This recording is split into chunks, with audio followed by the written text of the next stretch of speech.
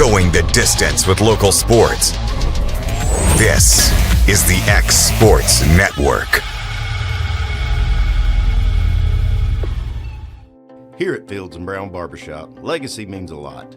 We're trying to fill big shoes left by my two uncles and my grandfather, where every haircut came with conversation and every customer left a little taller than when they walked in. The barbershop is about pride. It's about knowing your barber knows your name and your story. Come see us at Fields & Brown Barbershop, where tradition never goes out of style. 3 generations, 1 legacy, your barbershop.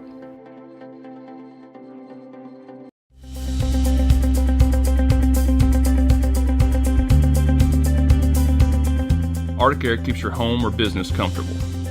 For more than 20 years, we provided outstanding residential and commercial services through Southern Middle Tennessee.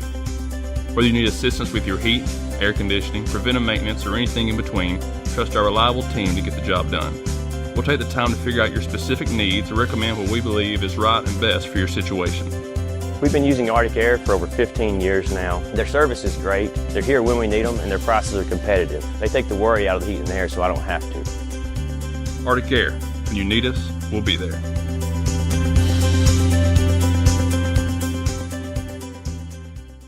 Financial advisor Scott Beasley knows time spent with family is everything. As a founder of Beasley Wealth Management, his mission is to give clients the freedom to enjoy time with family without the burden of financial concerns. A local of Lawrenceburg, Scott deeply values building relationships with clients, ensuring they make informed decisions concerning asset management, tax planning, and retirement planning.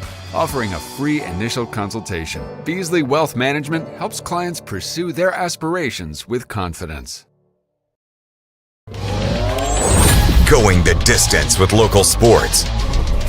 This is the X Sports Network. And welcome everybody here to X Sports Today. AJ Gobble, Michael Marks, Bryant, Gobble, Taylor, I've lost his name for a second. Taylor Plott is currently tracking, I guess we're getting a nor'easter in southern middle Tennessee coming up here this weekend. Got some announcements to make. Lawrence County has moved their Big Kahuna game with Marshall County up to Thursday. Summertown, at Cascade, at Cascade has been moved up to Thursday, and Loretto at Forest has been moved up to Thursday. So, and UT Southern is right now working on trying to move all of their games to Thursday and Friday for this weekend. So stay tuned to us. We'll keep you updated everything going on. Obviously, stay tuned to Tennessee Valley Weather for all the weather updates. Yep. But I will say, if we get snowed in, it's a good sports weekend to get snowed in. Oh, yeah, no kidding. With the championship games. It's happened to me before in some of the places I lived in southern West Virginia and the mountains there in Bluefield, right on the Virginia border. We got a lot of snow all the time. And also, when I lived in the 3rd snowiest winter in Center County, Pennsylvania's history. Oh, wow. Super Bowl and the championship games. We just stayed in our little townhouse and just watched football. It was COVID, so there wasn't much to do anyways to begin with. But guys, tell us about your weekend. No, we haven't seen each other because we've been traveling and been a little bit everywhere. Just how was the weekend for everybody? Man, cold to say the least. I'm about to say, where was I? Friday we were at Community with Loretto basketball. A good win for the girls, tough loss for the boys. And then this week we've had middle school tournament going on. Yesterday, all day Saturday. Just a lot of stuff going on. I mean, where it just feels like it keeps getting busier. I spent the weekend like everyone else did, watching football. It was great. Sunday, I went with the group from here to watch some really good. I've never been to a college girls basketball game. That was good. Like I don't know. I know there's a stereotype about women's sports in college, women's basketball in general, but like that was a good game down in Tuscaloosa against Tennessee and Alabama. We went down to support the local girl Carly, and it was just an awesome experience. Like it wasn't too crowded, so you weren't dealing with like the crowded concourse and whatnot. But there was good support, there was good energy in the arena. I got to watch my Tennessee Volunteers. We got to watch a local girl play on the SEC stage. It was a close game, right? The final score, I think, was by about 10, but Alabama took the lead in the fourth quarter, right? So it was just a fun game to watch all around. Also, the football was football. It was great, right? I think Big Cat posted after every NFL Sunday, he'd be like, it's the meme of Kevin getting into the elevator on The Office. He's like, hey, Kev, how was your weekend? Good. I watched football. That was football for 14 straight hours.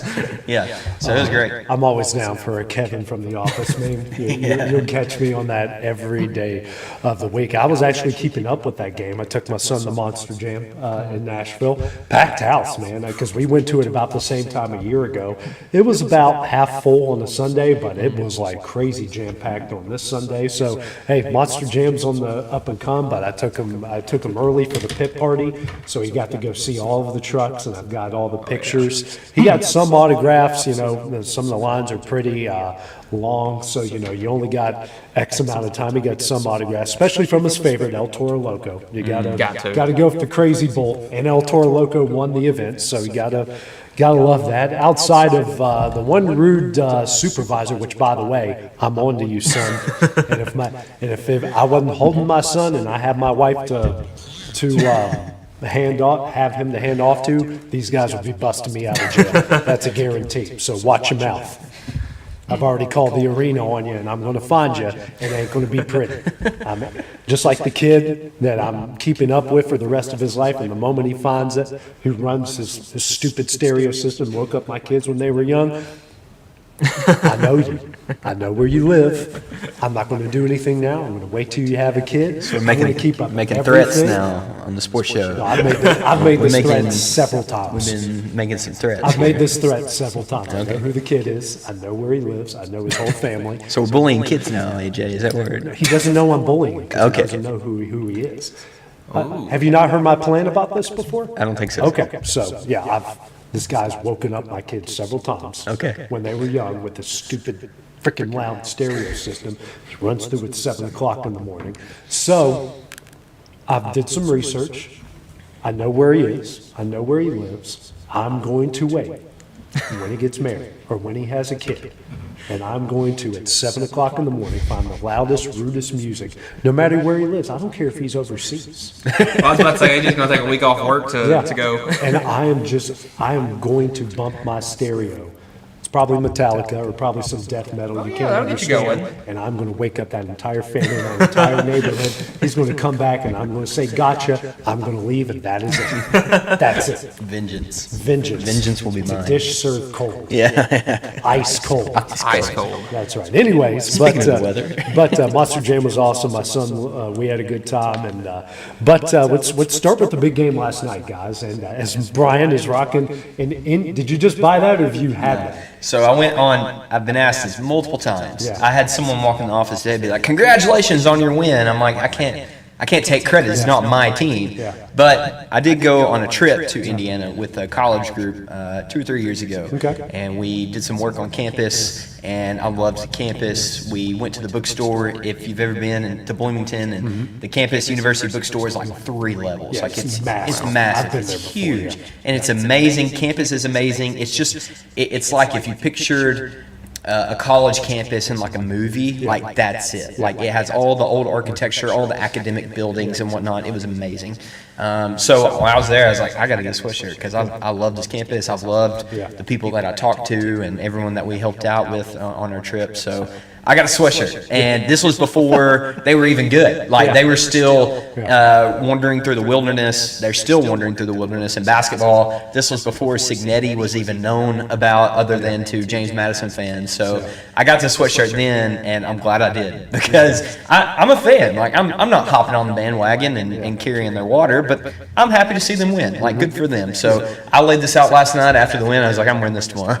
Well, I find it really weird. As we go through the season, like with 2023, I feel like that Michigan team as the season went on, obviously with all the controversy, got more and more hated. Same thing with Ohio State last year. As they got closer and closer and closer, they got more hated. This year, I feel like it was the opposite for Indiana. It was so easy to cheer for them. It was just as they kept, progressing on it and doing better. It felt like their fan base just kept growing.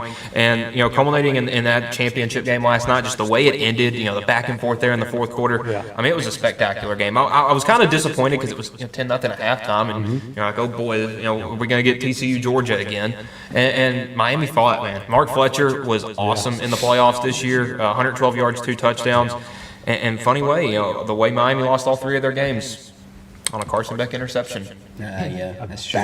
Yeah. I mean, he threw that in the double coverage, and if the one guy didn't pick it off, the other guy it wasn't a good throw at all. Like the guy's running like a go route down the sideline, and he wanted to throw it like he was going to come back to it. It wasn't good at all. They were starting to drive, and I went, okay, they got over midfield, and I'm like, okay, they've got time. They can make this happen. They can put a couple shots in the end zone. But they didn't need to take that shot at that point in time. There was still 50 seconds left. They still had a timeout, maybe one. Yeah, and that kind of encapsulates who Carson Beck is. Just when you have all that faith and you're going to just open up the playbook, he makes a mistake like that.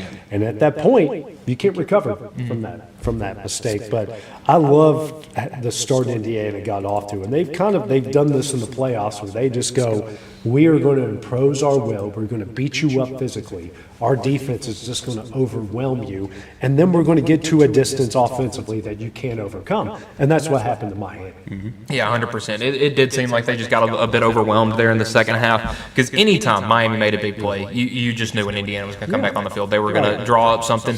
Their run game was very consistent. But I'll tell you, Charlie Becker, the wide receiver from up in Nashville, made some huge catches last night. Mendoza didn't throw for a touchdown, but man, he actually seemed to be a bit off compared to how he had been in the first couple of rounds, but those receivers really helped him a ton. Cooper, Becker, both of those guys are awesome. I will say, I think Miami gave Indiana probably the best shot that they had. I don't think there was anything left in the tank for Miami. You have to play a near perfect game if you're Miami.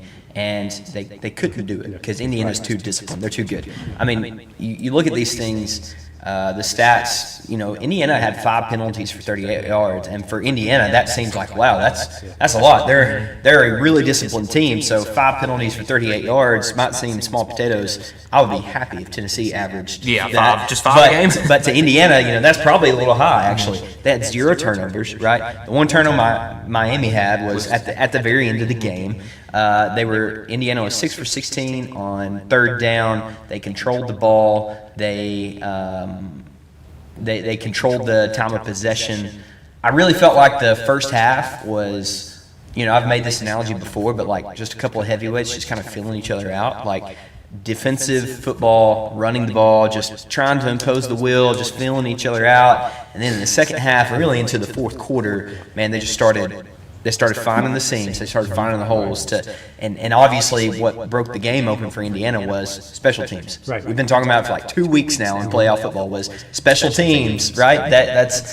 That's what won Indiana the game. If they don't have that, then they're losing 21-20, right? So special teams made the difference, and that's what a disciplined football team does. They win all 3 phases of the game, and Indiana did that. It's the mark of a Cignetti team. He is a great coach. It's hard, like you were saying, it's hard to cheer for Ohio State last year or Michigan. Like, man, they just kind of get under your skin. This Big Ten team, you started liking even more. Cignetti, like, he's a likable character with all the facial and that might wear thin, next year in a couple of years. But right now, like, I'm enjoying watching the memes and everything of Cignetti on the sideline. I'm enjoying his attitude, the little finger gun that he gave to Pat McAfee, and you say everybody saw that clip. And then how could you not like Mendoza with his family on the sideline? His dad sitting there trying to give the play-by-play to his mom because it didn't look like she can't stand up to see it. Mendoza, comes back for the interview, and he's just a nerd. He's just a dork, but he's a likable, lovable dork, and he's awesome at football. So just so many likable pieces with Indiana, and they're a good, disciplined football team. Nothing flashy. They may lack significant star power outside of Mendoza, I guess, in my opinion. Y'all might disagree, but they don't have anybody that's too terribly flashy, you know. No. But they're a good team. They're doing it with experience. Yeah. Which is kind of like they hit the transfer portal hard, but they went and got experienced guys who got a lot of snaps, a lot of games, and a lot of snaps in big games and big stadiums under their belt. And it kind of lets you, it kind of like, in a way, can set the blueprint for anybody else who wants to do this, which, you know, I'm looking at one of those helmets. Well, how do you handle it? Well, go get a bunch of experienced guys. You know, don't get wild by the stats. Look at experience. Who have they gone up against? How have they handled themselves against that? Build an experienced roster. I don't care if they're 25 and 26 years old. If they're still allowed to play. If the NCAA is allowing you to do it, by God, do it. Yeah, I would say if that kid still got eligibility, throw him on the team. This team do it. had 47 players between the ages of 23 and 25. Yeah, and not only did they just, I think here's the most important thing. They didn't just go get guys. They went and got guys who could play. And Kurt Signetti got a bunch of under-the-radar guys who can play. They play together. There's no big egos on this team. And they've got the right coach to kind of keep everyone accountable. And in a way, they keep him accountable. Like, it was a perfect scenario. And if you're a West Virginia, if you're a Purdue or a Minnesota, they've kind of laid the blueprint on how to do this, how to beat the big guys. Well, I think this year in college football has actually taught us kind of the opposite of what we were all saying there at the end of the year, that these smaller schools and stuff like that don't belong. Indiana just won with a coach from James Madison, a staff from James Madison, and a bunch of players from James Madison. You look at Ole Miss, they have their best season ever in school history being led by a Division II quarterback. I mean, I think winning translates, and Indiana went and found a winner. You know, he said it, Google me, and he's 27-2 as a college coach since he's been at Indiana. Don't you love like the measured and the calmness of Signetti too? 100%. I appreciate that. Yeah. You have the polar opposite people that like Pete Carroll, right? Yeah. He's fiery on the sidelines. He's clapping it up. Those guys are great too. But on this opposite side of the spectrum, like he's measured, he's calm, not too high, not too low, right? You hear that a lot from successful players. Like you hear that a lot about Jalen Hurts. He's a successful coach. His head coach, or he's a successful player. His head coach, Sirianni, he's pretty fiery. But you hear that about another player like Bryce Young. You hear that about Signetti and Mendoza. Like those guys are pretty steady, and it's just refreshing to watch. Like they're solid. And for the most part, Saban was that way. Yeah, he was. But when he blew up, it was volcano. It was Mount Vesuvius. His quotes like you got to know when to chew their butt, but you also got to know when to pat them on the butt, right? He was also just, he knew when to chew into him and when to be calm and measured. So which is why when he did blow up, it meant something. It wasn't an everyday thing. So when he did lose his crap, it meant something. But I feel like this is kind of the blueprint and the way how college football, because of what the rules are, or I should say the lack of rules, anything's wide open. And I think the blue bloods, because Miami, when you look at facilities, you look at money, you look at all the people they have, they're not really competing with most SEC Big Ten teams. But guys, they got them. And their team was better than everyone that they played outside of Indiana. Well, and their other two losses, which those were Carson Beck losses, which we've already brought up. But if I'm the SEC or if I'm one of the top tier teams in the Big Ten, or I think I'm a top tier team, like all we need is some big donors. All these other school needs are some big donors. All you need is a Mark Cuban on your alumni base. But it's like I told you the other day, like the owner of the Arizona Diamondbacks is a West Virginia grad. If he really wants to sink in, $20 million, which is a drop in the bucket for him, especially because he's about to play Arenado $39 million a year, $20 million for an entire football program. King Kendrick will do that. Well, I mean, the people in Knoxville, I'm sitting here. There's a big humongous building. That was a good word. I was trying to roll like 3 or 4 of them together. Through that one. And there's 2 of them now. Named after Jim Haslam. Dude's network's like $3 billion. But you also know the issue with Haslam is that we don't let them run the team. We just let them buy the team. I guess because we see what's happening. But it doesn't usually work that way. People that want to put money into something want to have a say. You want to have control. You gotta glad hand the high rollers that pour money into your team. So you gotta let Haslam have some say in what's going on, right? So. And unfortunately, he's not a great mind. You see that with, well, some of the things that he's had his hand in with Tennessee. He's not been good. And obviously, guess who's the owner of the Browns, for those who don't know? Jimmy Haslam, right. And they suck. The Browns are the Browns, you know, so either way. Let's just get, I don't know, does Maureen Wallen have enough net worth maybe to... Probably not positive. I mean, he could cut a check for $1 million to go get us can he pay for an Arian Carter, right? He's coming back. Maybe he did. Can he cut the check for Carter? Can he cut a check? I wish he would have cut the check for Tony Vitello, right? Yeah. You know, Wallen was a big baseball guy. Like you saw him during the national championship with Peyton Manning and with the Andersons for that has a training facility named after him, and Josh Heupel, right? So I don't know. Can Wallen give us something? Can Candace Parker, Larry Pratt, that's the guy. Oh yeah, that's the money guy in Knoxville. If you want anything, it'll go through him. Well, guys, I just hate to look ahead, but that's kind of where we are now because we're about to we've only got 3 more football games, 2 championship games and the Super Bowl in the next 3 weeks. Count the Pro Bowl. AJ. It's not football. AJ. It's not football. Oh, no, I would say. They're throwing the football around, dude. You will not catch me watching. They're having fun, and since it's become a flag football fest, I'm out. I would rather watch the high school basketball game I watched last night, which was great between Colby County and Red Bank, than what I would watch the Pro Bowl. Because they're, you know, we're doing long snapping into tubes, and we're doing this and we're doing that. I like the games idea kind of thing, but I also think it should be like if we're gonna get the actual like Pro Bowl, one, it needs to mean something, and 2, put some pads on. Yeah. Okay. Nobody wants to watch the NFC AFC championship. It's going to be good this week. It's going to be good, and we'll get into that here in a little bit. But let's look ahead to this is the week 0 slate for August 29th, Saturday, Hawaii at Stanford, North Carolina and TCU in Dublin. We got NC State and Virginia in Rio de Janeiro. That should be a good one. New Mexico State at Florida State, and then Memphis at UNLV. So that is our week 0 slate on August 29th. Honestly, that's not a terrible slate. I mean, we saw Hawaii and Stanford had a great week 0 game last year. The NC State Virginia game, those are 2 kind of middle of the road teams in the ACC. You know, you don't know what you're going to get from them this year. And then Memphis and would you say UNLV? Yeah, that should be a good one. Memphis first year head coach Charles Huff, and then UNLV trying to build a program under Dan Mullen. Charles Huff is just there to get 9 wins and get an SEC job. Oh, did I say that out loud? Sorry. Well, I mean, it's been his last 2 jobs. Burn Marshall fan over here, which, you know, we're kind of glad to see him go. Too many fourth quarter collapses there in Huntington, and he had a bunch in Southern Miss before. I was about to say, it wasn't too great in everyone in Hattiesburg. Memphis thinks they're going to the playoff. Yeah. Good luck with that. Anyways, here's week 1. Nothing really to speak of Thursday, which is kind of sad. There might be some stuff that gets moved to it, but not really seeing anything. Friday night, there's some interesting ones. Washington State of Washington. Mm-hmm. So that should be interesting.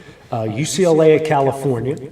Okay, that could be a pretty good one. 2 new head coaches. Tulane at Duke. We used to have Darian Mensah Bowl. Yeah, that we didn't pay Darian Mensah enough, but I like that one. Yeah, North Alabama at Arkansas. Let's go. Yeah. Louisville and Ole Miss in Nashville. Yeah, because that makes a whole lot of sense. Yeah. Ton of sense. Trying to see some of the others. I'm not sure. No, that's Saturday. I'm stupid. I apologize. It's like, wait a minute. That does not make much sense. Okay, this is a Saturday slate. But okay, Washington and Washington State, UCLA at Cal. Colorado at Georgia Tech. Boston College at Cincinnati. Boise State at Oregon. Fresno State at USC. Tennessee's got Furman. I was about to say the Vols and Furman. We need that. We need a good breaking game for whoever's going to start a quarterback. We haven't talked about that at all, and that's fine because it's worrisome. But yeah, I'm not seeing. I mean, Wisconsin and Notre Dame is on Sunday. There's no Monday game. I'm not seeing anything that really kind of jumps off the page in week 1. Yeah, thank you, everybody's conferences that with 9-conference schedule now, or 9-game conference schedule, don't want to play Baylor anybody at Auburn big. in Atlanta. That should be a pretty good one. DJ Lagway versus whoever Auburn ends up putting on. I mean, I would assume it'd be Byron Brown, but Clemson at LSU. I overlooked that one. Boy, who's going to be leading either of those teams? Oh, my gosh. Dabo, please. Gosh, that would be awesome. If Dabo versus Lane Kiffin is if quite Clemson walked into Death Valley and whooped Lane Kiffin's tail for the first game of the season, first game of the Lane Kiffin tenure, that would be so sweet. Yeah. That would be so sweet. That's week 1. Let's see if there's anything that blows me away in week 2. Tennessee, Georgia Tech is week 2. That should be that could be a decent game. We don't know what Georgia Tech's going to be bringing back, but that's going to be. I think it's actually at Mercedes. Yeah.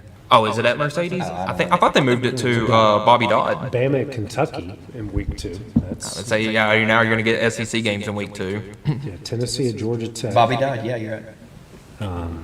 How do you know that stadium? This guy knows everything. He does. If you want a random thing, I got it. Again, I'm not seeing Arkansas at Utah in week 2. Arizona State at Texas A&M.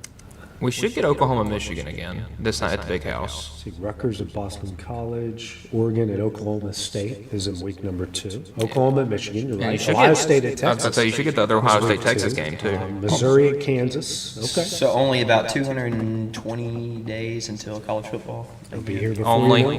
It will be. The season always goes by like it's like, man, you're jonesing for football in late July. I'm early July, and I'm like, man, can we get some games on, please? And you blink, it's week 7, your team's 5-2, and you don't know if you're gonna make the playoffs. Exactly. Yeah, I miss that. Well, guys, we're going to take a short break here, and then we'll get into the NFL side of things. We've got to talk about the playoff games and more teams needing head coaches. That's coming up next here on X Sports Today. A local law firm respected throughout the state. Generations of clients have turned to Boston, Holt, and Durham since 1948. We assist individuals and businesses with their legal needs, including real estate, property closings, personal injury, employment discrimination, and family law. Our clients get the personal attention and convenience of a hometown law firm with the resources and ability to handle any case. Come see us at Boston, Holt, and Durham. Since opening our doors in 1904, Builtwell Bank has existed to be the local economic engine for the communities we serve. No matter if you're buying a car, saving for retirement, or finally buying that forever home, Builtwell Bank is here to help. From personal checking and savings accounts to a full suite of business and commercial banking with treasury management services, we'll make sure you'll have a dedicated Builtwell banker that understands your unique needs and stands by you every step of the way. No matter where you are in Tennessee or Northwest Georgia, there's likely a Builtwell Bank location nearby. Come see us and let our dedicated financial team help you with all of your banking needs. Member FDIC.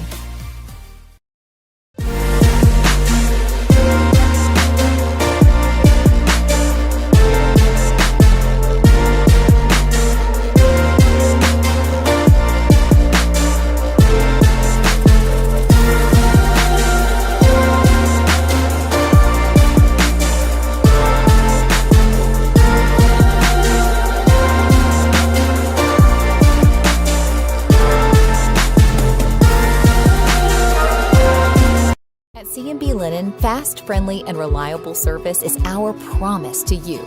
Because you're not just a customer, you're family. From multi-use linen to branded floor coverings and a complete range of cleaning supplies, C&B Linen is here to make sure you have everything you need. From our high-quality products to our fast, friendly, and reliable service, you'll experience the difference with C&B Linen. Because you're not just a client, you're part of our family. You'll be winning with C&B Linen. Got a dent, a ding, a scratch, or a bent fender? Major or minor, Car Country Collision Center in Leoma can fix you up. Car Country works with all insurance carriers, gives free estimates, can work on foreign and domestic vehicles, and has experience you can trust. They've been in business since 1990. Unfortunately, accidents happen, but you can get your car back on the road with as little hassle as possible with the help of Car Country. Call 931-852-4708 or stop by at 2567 Highway 43 South in Leoma. Going the distance with local sports. This is the X Sports Network. Welcome back to Exports Today. I had to think about the show. There's a lot going on. We're having to... you almost said inside the locker room. Almost did. We were just talking about that. All these schedules and, trying to move some people around and get some things. But we'll have all your games covered, and we'll keep you updated on anything that could change, like we said. Summertown at Cascade, Loretto at Forest, Lawrence County at home, Big Kahuna against Marshall County. All those have been moved from Friday to Thursday. Tonight's games are still on, and I've been informed UT Southern is looking to move their Thursday and Saturday games to Thursday and Friday at 2 and 4 p.m. both days. So we'll keep you guys updated on everything. Again, we'll have coverage of all of that come hell or high water or hell or high frozen water. Snow and ice. Snow and ice, all of the things. And, I didn't get arrested in Nashville, no matter how bad I wanted to, on top of all those things. So, guys, let's get into the NFL. Start off with, we'll just skip the 49er game. We're not even going to talk about it.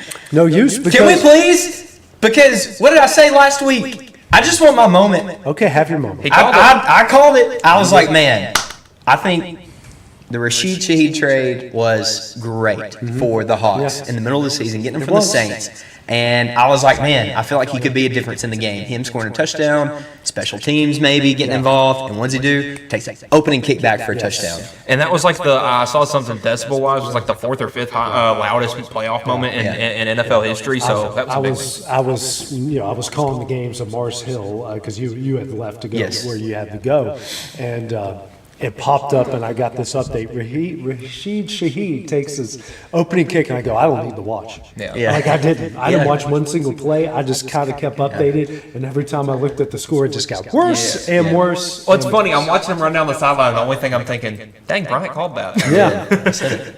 And let's, he's a good player. He's so fast. And offensively, like Sam Darnold wasn't great. He was only 12 of 17, 124 yards. They ran the ball effectively. Their defense was pretty good. They punched the 49ers in the mouth, and their defense they took it to them. The 49ers did move the ball, I thought, pretty decently for the most part. I mean, shoot 6 of 12 on 3rd down, but 0 of 3 on 4th down. When you look at, they ran more plays, but only 236 yards. The Seahawks only had 281 yards, but their defense was just suffocating. The 49ers just, frankly, Seattle was better. The 49ers were out of gas. They're hurt all over, and Seattle was just better, and it turned into that. Well, you sit here and you're looking at the box score. It's like, okay, Brock Purdy's still there, Christian McCaffrey. You're like, okay, well, Christian McCaffrey's also your second leading receiver.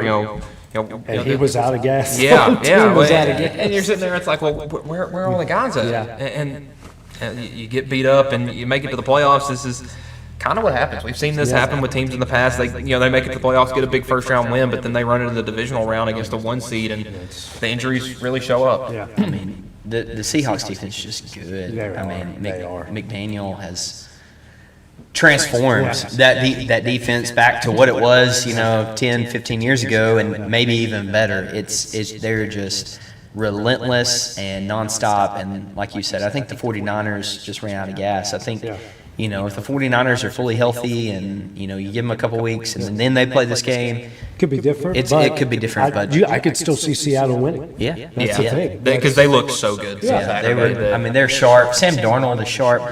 He only threw the ball 17 times. 12 and 17. But that's all they need to do. Kenneth Walker ran the ball down their throats. Kenneth Walker was Darnold takes care of business when he needs to. Like, he's making the right decisions when he needs to. And I think that's been great for him, not to put the weight of the world on his shoulders. Like, he is excelling with that opportunity that he has.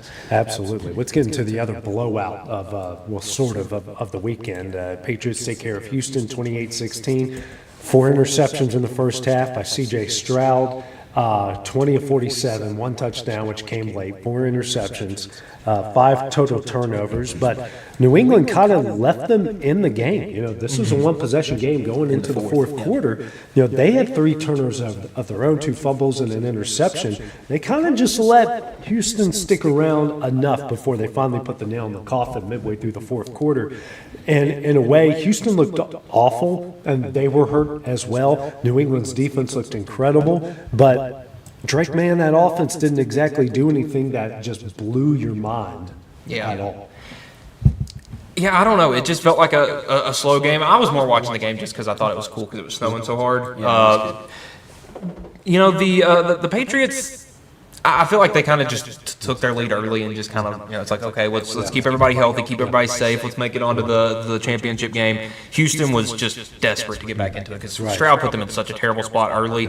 Because, New England's offense didn't really do that much. They had the 3 touchdown drives, but when C.J. Stroud gives you a touchdown to open the game up, you can kind of just tell that's how the game's going to go. Yeah, but Houston did wind up retaking the lead. Yeah, they were up 10-7. They were up 10-7 until Stroud had that wobbly pass in the air. His arm got hit on the way up. I don't think it was tipped, right? But I think his arm got hit on the way up, and so that turned into a pick 6. And after that, it was just kind of an avalanche. The Patriots were opportunistic for the end of the half to punch it in to expand the lead to 2 scores going into halftime. And Stroud just didn't look good at all. And New England did enough to where they could kind of hold him at arm's length and manage the weather, manage the defense that they're playing against. They weren't anything explosive, but they made the plays when they needed them the most. That Kayshon Boutte touchdown, man, that's amazing. That catch was incredible. That was cinematic. Like I would say in the elements. Cinematic. It was just straight out of a movie. It's one of those that like you're going to watch back in 10 years on NFL films, and it's going to have the music playing behind it, and you're going to see the slow-mo of Boutte grabbing that thing with one hand and pulling it in. And New England would advance to the AFC Championship game. Exactly. Just can't say enough good things about New England. They didn't make a lot of mistakes, and Houston and Stroud really had to play his best game, and that's hard to do without his leading receiver. That's hard to do whenever Woody Marks really didn't get going that much. He struggled, I think. 17 total yards. On 14 carries. Yeah, that's just not going to get the job done on the road in the playoff. But I think Stroud next year is a big year for him because he ends the year this way, and now a lot of narratives starting to be brought up that he really hasn't improved much from year number 1 to year 2 to year 3 now. And I think the whole organization is now going to have a lot of eyeballs on it because it's 3 straight years with the same coaching staff, the same general manager, the same personnel that your season has ended in the exact same spot, almost the exact same way where you just looked outmatched. I think they got to do some things in the offseason, whether it's in the draft or free agency, shore up your offensive line, shore up your defensive front, and get some depth at wide receiver. So if someone goes down, you're not picking up free agents in week 15 and expecting C.J. Stroud to hit him in the snow. And then on top of that, C.J. Stroud's got some growing up to do. I think Aikman hit the nail on the head with his comment saying he's been chasing that rookie success for the past 2 years. It hasn't replicated. He hasn't been developed. So they need to do some soul searching because they're good, but they're not great. And they're not good enough. But one thing I will say is when his back was against the wall in college, at least talking about how he played, he would have his best game. Like I think one of his best games in college was that Georgia game because everybody was talking about he wasn't an elite quarterback, he wasn't going to win anybody games, and he went out there and almost single-handedly won them that game. Marvin Harrison got hurt and wasn't able to finish the game, and that was kind of a big moment. So I think 2026 is going to be a huge one. There's something to be said, and I've heard this a lot about Ohio State quarterbacks at big-time programs like Ohio State. They get so good at handling those defenses where things come easy. Because at Ohio State, you get the best wide receivers, you get the best offensive line. You're beating up on MAC schools and below average Big Ten teams all the time, and you get tested 2 or 3 times a year. You can have a little bit of a struggle, but if you have one good game, you can ride that into the NFL. But guess what? In the NFL, they're all tough. Yes. Well, look at Drake May. Came from North Carolina. They weren't blowing the ACC out of the water when he was there. He was having to play. Now I'm not going to say the ACC was incredibly tough, but I think the pieces around him made it tougher. Less pieces than what C.J. Stroud did. Yes, and he had a good coach too. I think having a good coach in college helps you a ton. Mac Brown has sent a ton of dudes in the NFL, and Drake May's just another. And let's get to the other AFC game before we get to what I thought was the game of the playoffs. Buffalo and Denver, and man, Buffalo had that game, in my opinion, in their hands, but the turnovers, they had 5 turnovers. You lose by 3 in overtime, you can't blame the officials. You can't blame anything. You can blame yourself, and some of them, like James Cook, just hold on. I mean, he got lit up, but hold on to the football. Josh Allen, what are you doing? Hold on to the football. And some of the throws he made were just, he was off. He was just off. And now, instead of like, man, it used to be the Bills just let Josh Allen down, or Sean McDermott just let Josh Allen down. Josh Allen kind of let his team down this past Sunday. He's not going to beat any of the can't get it done, can't ever get over the hump. He's never going to beat those allegations. Well, he was 4 of the 5 turnovers in this game for Buffalo. They 2 fumbles and 2 picks. You can take the controversial pick away. He still wasn't good. Yeah. He Which missed. I think was a pick. He missed. That was a pick. I disagree. He missed. Was it the tight end? Was it Kincaid or Knox for the game-winning touchdown? And he missed. He just missed him. Right. If you want to be a championship quarterback, those are the plays you got to make. And he didn't make them. He made more mistakes. He didn't look good. Right. That was a physical game. From the start, I could feel it from the TV. Right, that one hurt. It was a physical game. It was a hard-hitting game. It was fun to watch, and it was like every play mattered from the first quarter. The intensity was the same from the first quarter to the fourth, and it was another one of those games where the Bills just didn't get it done. Right. This time, it was Josh Allen's fault. I think it was, and a lot of people, I have a diehard Bills fan that I'm in a group message with, and he's one of my best friends, and he wants to put the blame elsewhere. He wants to put the blame on, why is Joe Brady, running it? The play calling's questionable. I don't think McDermott's the problem. I thought they ran the ball fine. Yeah, I did too. I thought they ran the ball fine. 183 yards. I would say they were getting about 6 yards a carry. I thought you did it about as well as you could have against the Broncos, minus the turnovers and the mistakes from Josh. Well, the realistic expectation, or the realistic kind of mindset for Buffalo is we need a receiver. Because obviously Keon Coleman is a no factor. That was kind of like a way. Shakir's talent, he's ability good, but he's only going to take him so. He's a good slot receiver. He is not a good wide receiver one. You need a big guy that can go up and make catches. I'm not sure what the obviously the free agency is going to look like. I think you need to go get a guy out of the draft. I agree. Ibuka's, maybe a Carnell Tate, someone from Ohio State. He's not going to be on the board. But you can always find good. It's like I told you, Brian. You can always find good receivers and good offensive linemen in the draft. You just got to know where to look. And I think that's a good spot because I think there were 2 teams that lost this weekend. That one team needs some offensive line help, one team needs some wide receiver help, and the draft's the perfect spot to make those changes. I think it's vindication for Stephon Diggs playing the AFC Championship while the Bills are going home again. I mean, you know how much I've thought about, because this whole little legal thing hasn't been cleared up at all. If they make the Super Bowl, that is going to be a headline story almost every day. Yep. It will be. Because they've pushed this whole indictment back till after the season's over. So I would say I have my own personal problems with that because if it was me, they would throw me up. They'd throw me under the jail. I don't want to sit here and make Stephon Diggs to be out some moral, shining standard. I was just saying that he was sour at the Bills, and Bills fans are sour at him, and Diggs wasn't the problem, and they need a receiver, and Diggs could have been that receiver if they would have tried to mend the relationship and just make him happy.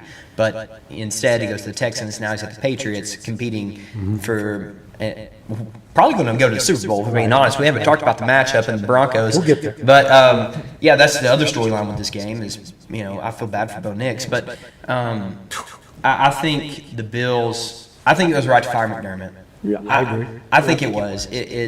They need to do some soul searching. They're like, okay, McDermott got us this point. We can celebrate him. We can bring him back in 10 years and thank him for what he did.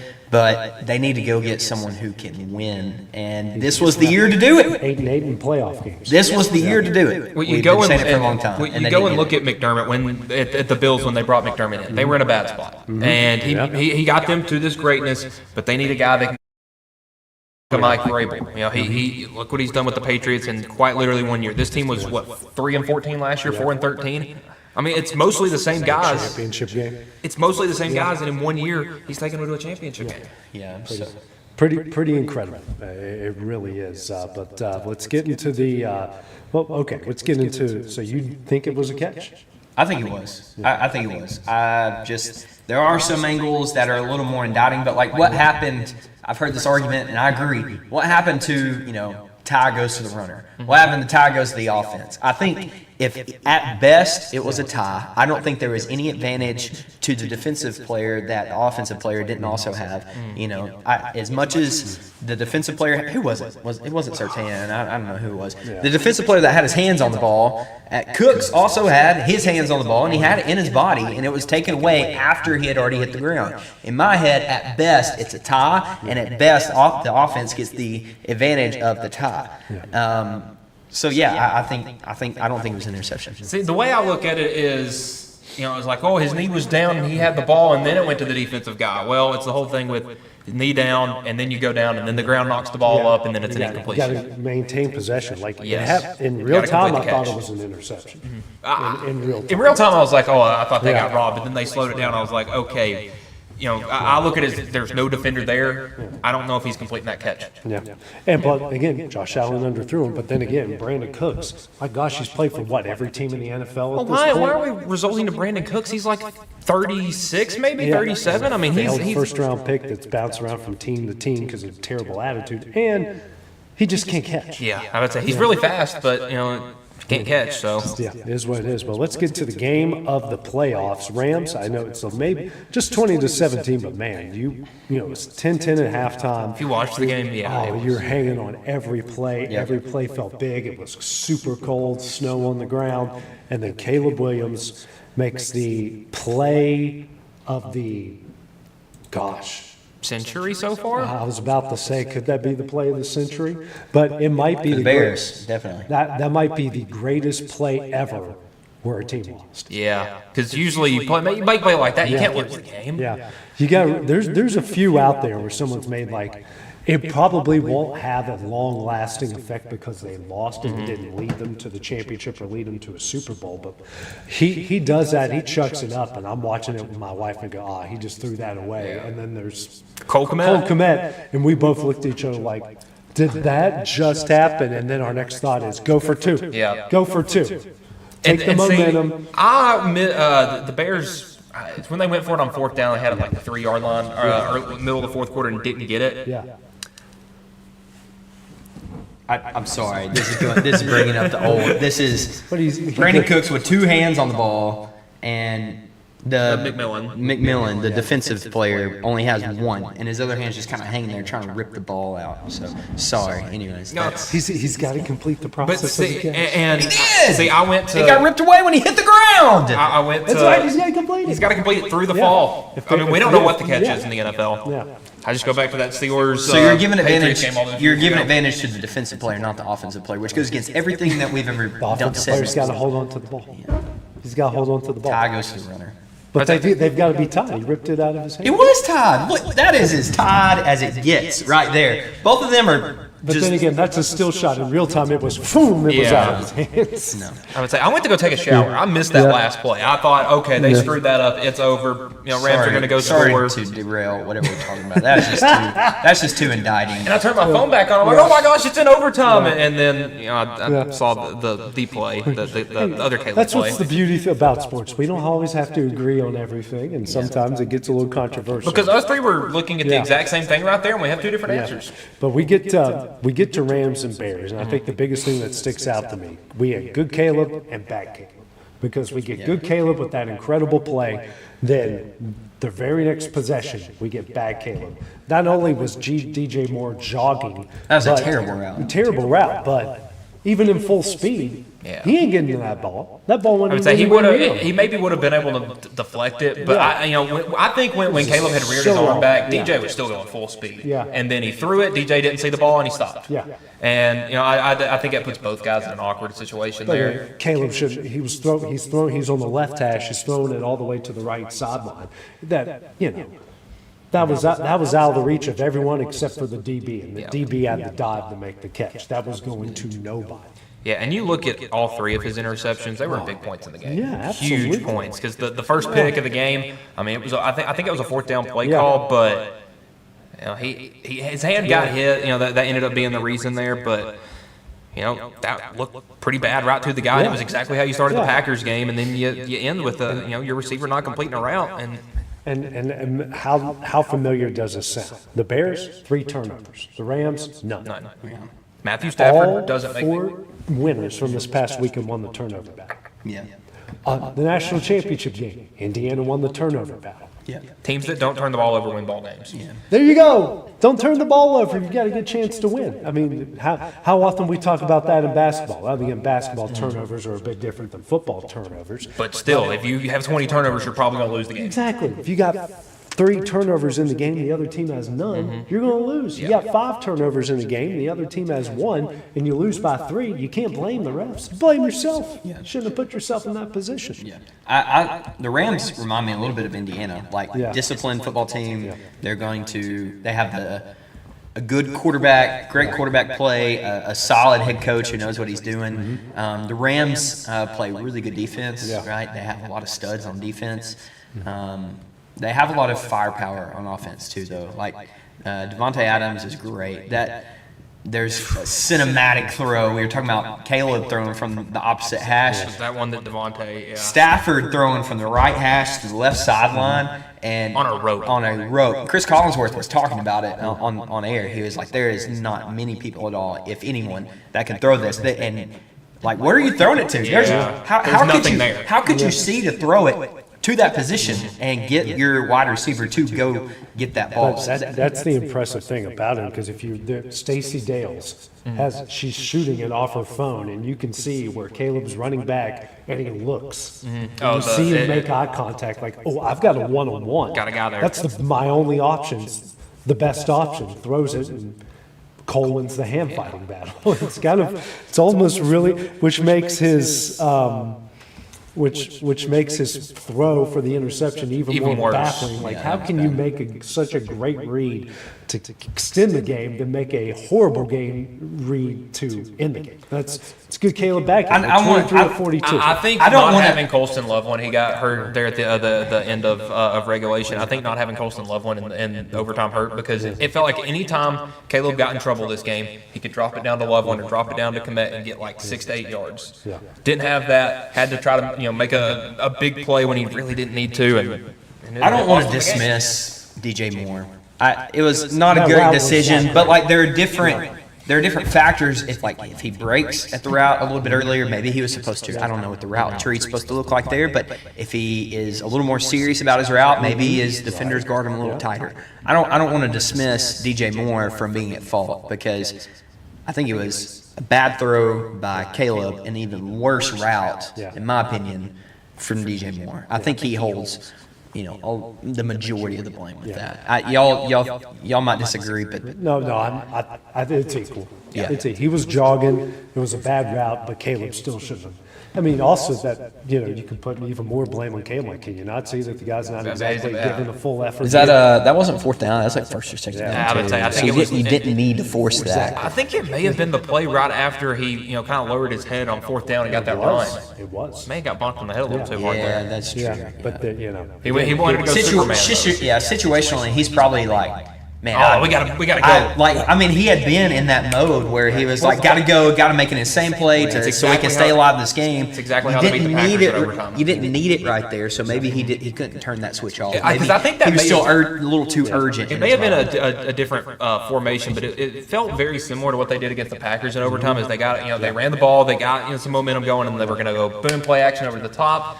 And it didn't work this time. Get Caleb back, Caleb. Yeah. And he's going to have to grow up and learn from that, guys. Well, NFC, we've got Broncos Patriots. That's going to be the first game on Sunday at 2 o'clock, and then our night game at 5:30. Seahawks Rams. Bryant got to brag a little bit. I'm going to brag on myself. How many times did I ask you guys, do you think, because I firmly believe that the NFC champion was coming out of the West, and now the NFC champion's coming out of the West. Take your lap. I'm going to take my lap. Yeah. 3 of the top 4 teams in the NFC came out of the West. Yeah. I kept looking, and I'm looking how they're playing the rest of the NFC. I'm like, guys, so I kept asking y'all, do you think that it'll come out? Because I firmly did, so I'm going to take my lap. You should. And even though it's not the 49ers, I'm still going to take my lap. But the 49ers got put out by a team from the NFC West. They were playing, they played these two teams 4 times this season. And they only have, 6 losses on the season total, counting the playoffs? Yeah. So that's half of them came to NFC West teams. Good for the 49ers for being competitive in that. Like, that's something to hang your hat I mean, on. if you let's look at. I'm just going to brag on my guys because we were the most, I think they deserve it. injured team in the NFL, and you look at their Thanks to the losses: power plant. Jags, Buccaneers, Texans, Rams, twice to the Seahawks. I mean, I feel like the first couple Only wins are kind one- of like those random teams that everybody lost to at least once. And Tampa was in it. Tampa was the team in that. Well, and that was at that point. and that was the point in the season where Tampa was like coming back and beating everybody, and nobody had gotten hurt yet. You know, that was right when the 49ers were kind of at their low point with injuries. Five of their 6 losses to playoff teams, and half of those are playing right now. So that's going to be interesting between the Seahawks and the Rams. Broncos Patriots is really intriguing. 2 really young, haven't been in this moment yet quarterbacks. And then on the other side, Darnold has taken a team to the playoffs before. He does have some experience, but Matthew Stafford he's won this thing, and he's now won back-to-back road playoff games down to the wire with his guys. And, it's going to be rowdy there in Seattle. Really rowdy. They don't have to worry about Rams fans traveling because Nope. I would say I'm not sure if they exist anyway. but Broncos Pats is probably the best of the two. Yeah. But I still think both are going to be good. They're giving the Patriots 5.5 on the road right now, but they're giving Seattle 2.5 at home. I would say, obviously, I think if Bo Nix is hurt, that's probably Denver -1, maybe -2. Patriots defense is going to have to travel because I still think the Broncos offense is still going to be scary. Sean Payton's still kind of running things. Jared Stidham's going to be the guy who was the quarterback at Auburn before Bo Nix. Now, I don't think Jared Stidham was very good in college. We haven't even gotten into that. He threw like 3 picks against Tennessee and a Jeremy Pruitt Tennessee team. So maybe watch out Broncos, but right now I'm leaning Patriots. Yeah, I mean, I would pick the Patriots. I think. Would you say who's better? Texans defense, Broncos defense? Is it close? The Broncos hit harder. Yeah. I think the Broncos' pass defense is much better than Houston's. I think Houston really gets their glamour from Danielle Hunter and Will Anderson. From the front end. Yes. So in the trenches, advantage Houston. On the back end and secondary, advantage Broncos. Yeah. Right. I think the Patriots are going to win because I think they're going to be able to run. They're going to be able to do what they did to the Texans, in my opinion. I think they're going to run the ball maybe even a little better. They didn't run it great against Texans, but they ran it well enough to where, Ramondre Stevenson had 70, 80 yards. I think they can get that again. I think they might even be able to bust out, explosive run from Travion Henderson. And that'll open up the short, intermediate passing game. I don't think that's going to be an issue, and I don't think that Jared Stidham and the Broncos are going to be able to keep pace.